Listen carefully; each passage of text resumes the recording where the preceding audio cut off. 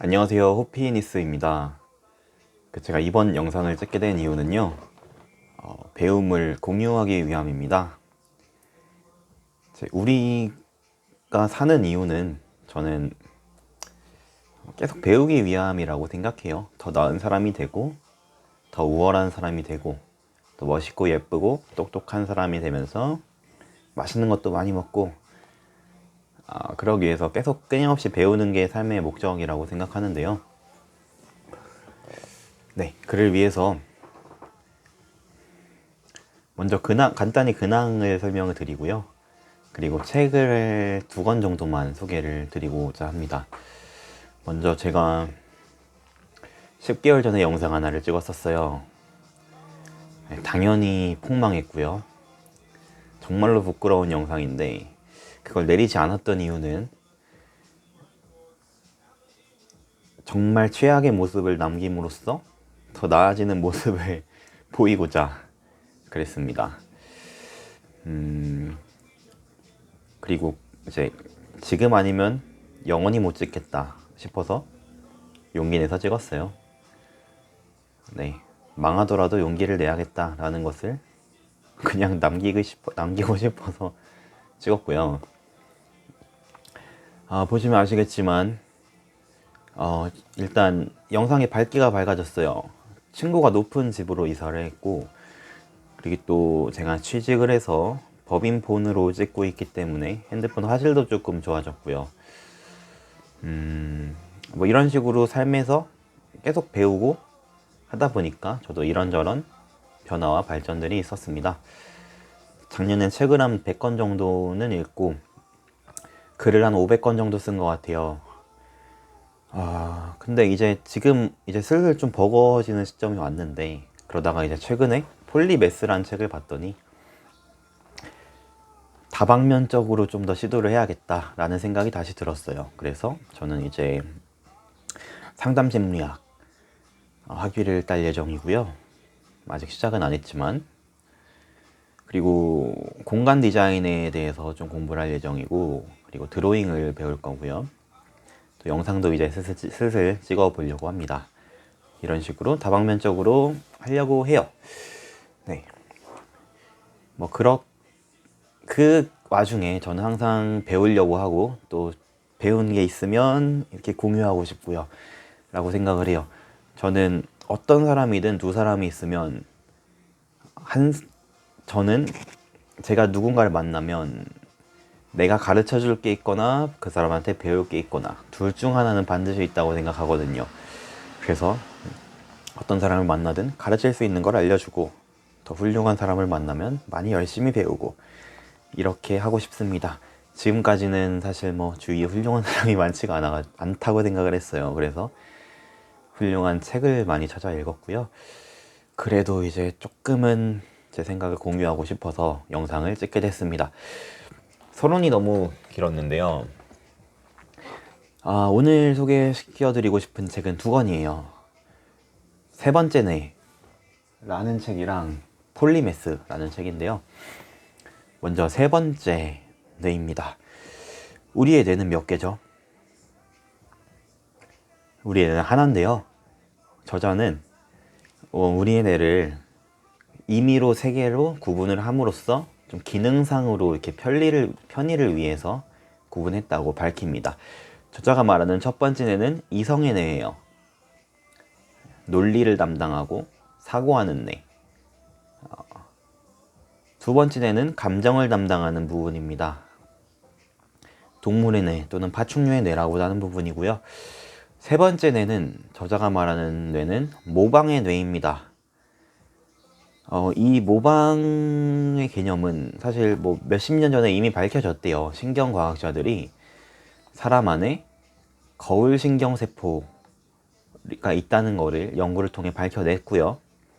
근데 이제 주류가 되진 못했던 모양이에요. 저자는 그 개념을 확장시켜가지고 인문학적 그리고 정신분석학적으로 많은 부분에 통합을 시키는데, 그 통찰이 저는 정말 놀라웠습니다. 먼저 아주 갓난 아이를 생각해보면 이 아이는 세상을 어떻게 배울까요? 모방을 통해 배우거든요. 연구를 통해서 아주 갓난 아이도 어른의 입모양이나 이런 혀의 움직임을 흉내낸다는 게 밝혀졌다고 해요. 그리고 이제 어른이 뚜껑을 따는 신용만 해도 아이는 그걸 따라하면서 뚜껑을 딴다고 합니다. 이 실험을 통해 밝혀진 게 사람은 타인의 행동을 모방하지만 행동에 숨은 의도를 모방한다. 근데 거기서 한 단계 더 나아가면요, 타인의 욕망까지 모방한다고 합니다. 그러니까 저는 좀 이 주장이 처음엔 충격적이었는데요. 내가 지금 갖고 있는 모든 욕망은 나로부터 시작된 게 아니라 타인을 통해 시작됐다. 타인을 모방함으로써 타인의 욕망을 모방하게 됐다라고 해요. 어떻게 보면 굉장히 희망적인 메시지이기도 합니다. 만약에 어떤 미련이나 트라우마적인 사건에 갇혀있는 사람들에게는 이 트라우마 또한 타인으로부터 왔다면 얼마든지 해결할 수 있다. 그걸 인지함으로써 이해하고 받아들이고 바꿈으로써 충분히 나아질 수 있다는 메시지니까요.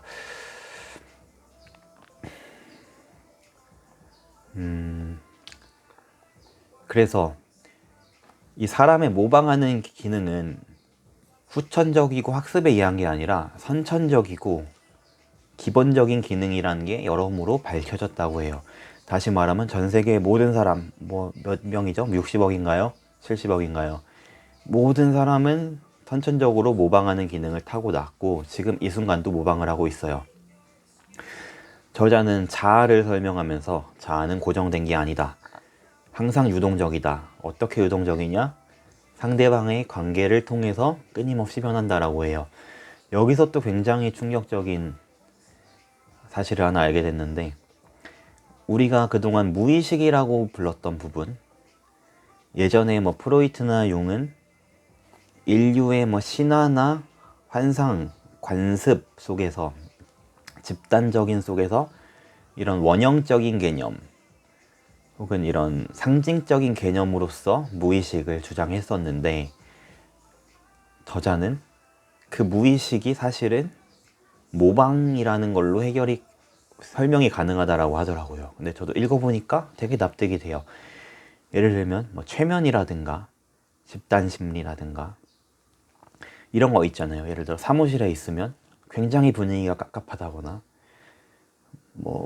지하철에서 출퇴근하는 길에 뭔가 이렇게 분위기라든가 이런 내가 어디에 있는가에 따라 분위기가 다르고 집단이 공통적으로 느끼는 이런 심리, 이런 게 사실은 무의식이나 원형이 아니라 서로가 서로를 통해 모방하면서 생기는 거라는 거죠. 이제 모방은 한 사람은 암시를 하고 다른 사람은 그걸 모방하면서 이뤄진다고 합니다. 자아를 말했었는데요. 두 사람이 있으면 한 사람은 암시를 줘요. 다른 사람은 모방을 해요. 예를 들면 내가 먼저 웃으면 상대방도 웃는다는 겁니다. 내가 어색해하면 상대방도 어색해하는 거예요. 이런 식으로 암시와 모방이 실시간적으로 끊임없이 이루어지면서 자아가 끊임없이 형성되는 거고요. 이게 여러 사람이 됐을 경우에, 방 안에 20명, 100명이 있을 경우에 그 여러 사람들 사이에 암시와 모방이 끊임없이 이루어지기 때문에 그게 집단의 무슨 의식이 되는 거고요. 집단적인 이런 최면이라든가 이런 행동들이 그렇게 설명이 된다고 합니다. 자세한 내용은 책을 보시면 나오겠지만 저는 굉장히 일리가 있다고 생각이 들었어요.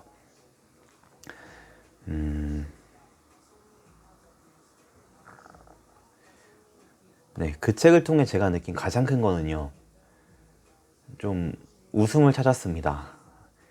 그동안 굉장히 고뇌에 차 있었는데 생각해보니까 모든 게 모방을 통해 이루어진다면 내가 상대방을 만났을 때, 거래처 사람을 만나거나 친구를 만날 때 분위기가 안 좋아.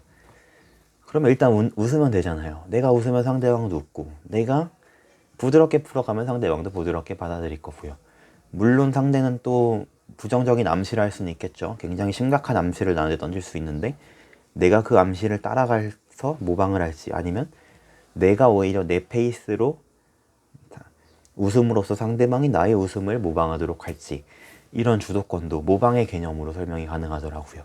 그렇게 치면 굉장히 주체적으로 세상을 볼 수 있게 됐어요. 분위기가 좀 거지 같아 이러면 이래도 나부터 해야겠다. 눈치 보는 게 아니라 나로부터 시작해야겠다. 눈치를 보고 있으면 아무것도 되지 않더라고요. 굉장히 지금 깝깝 이런 말 해도 되나? 뭐 회사 관계자분들이 보지는 않으실 테니까요. 굉장히 이제 뭐 깝깝한 분위기의 회사를 다니고 있는데 그렇게 눈치를 줘요. 계속 압박을 하고 서로 압박을 하는 분위기 속에서 내가 눈치 보고 따라간들 그렇게 10년이 지나고 20년 지나고 눈치 보면서 살았는데 회사가 없어졌을 때 그때 그 눈치 주던 사람들은 어디가 있을까 하면은 내 인생은 나만 책임질 수 있다는 거죠. 그래서 눈치 보는 게 아니라 어떤 상황에서도 나는 내가 주도적이 돼서 나를 통해 상대방이 나를 모방하도록 해야겠다. 내가 긍정적인 영향을 먼저 끼쳐야겠다. 그러니까 웃지 않을 이유가 없네. 웃으니까 행복하네. 이렇게 된 겁니다. 좀 새길로 샜는데 이게 그런 거예요.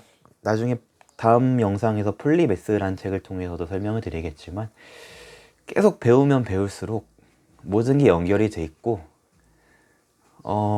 연결이 돼 있더라고요. 그래서 딴 길로 셀 수밖에 없는 게 사실 당연하다고 생각하고요.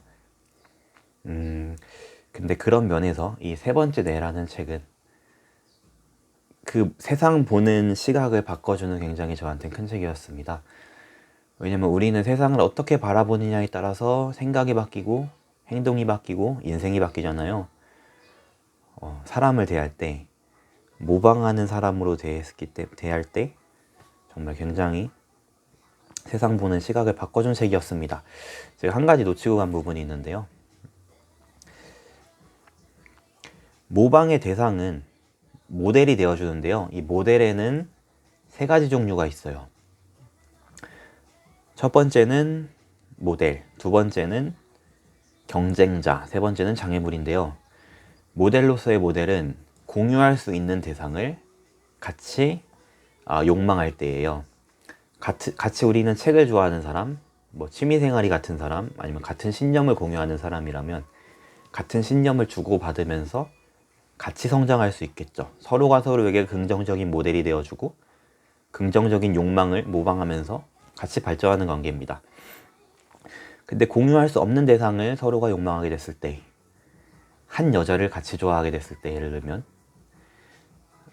그때는 서로가 서로에게 경쟁을 하는, 그러니까 모방의 대상인데 경쟁의 모델이 된다고 해요. 그러면 경쟁을 통하면 굉장히 삶이 피폐해지겠죠. 좌절감이 들고요. 세 번째 모델은 장애물입니다. 정말 상대방이 닿을 수 없는 위치에 있을 때, 욕망의 대상이 욕망할 수 없을 때 장애물이 되는데, 그럴 때 이게 뭐 트라우마가 된다거나 굉장히 삶에 타격을 주는 일이 된다고 해요. 그래서 저자는 서로가 서로에게 모델이 돼야 된다고 합니다. 제가 영상 초반에 아마 말했던 것 같은데, 두 사람이 있으면 나는 상대방에게 배울 게 있거나 혹은 내가 알려줄 게 있거나 둘 중에 하나는 저는 있다고 생각하거든요. 인생은 배우는 건데 이 배움이라는 거는 사실 우월함을 향해 가는 거라고 생각해요. 제가 좋아하는 심리학자인 아들러가 말했죠. 이제 열등감이란 건 사실 굉장히 좋은 거다. 열등감이 있기 때문에 우리는 그걸 바탕으로 끊임없이 우월해지기 위해 우월함을 추구하는 게 우리의 인생이다. 저는 그게 딱 맞다고 생각합니다.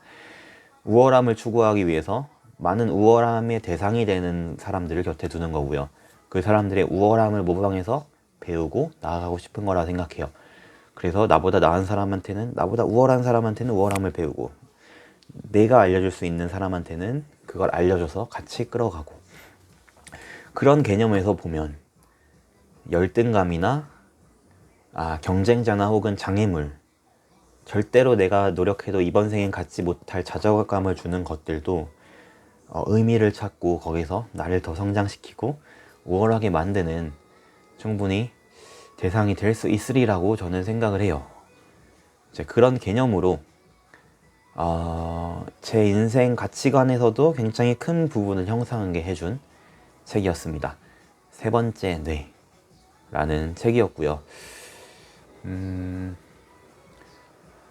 네. 사실 뭐 하고 싶은 말이 굉장히 많은데 길어지면 끝도 없이 길어지니까 좀 천천히 얘기를 해보려고 합니다. 영상을 종료하고 싶은 분들은 종료하셔도 되고요. 뭐 이미 그러신 분들은 이미 종료를 했겠지만요.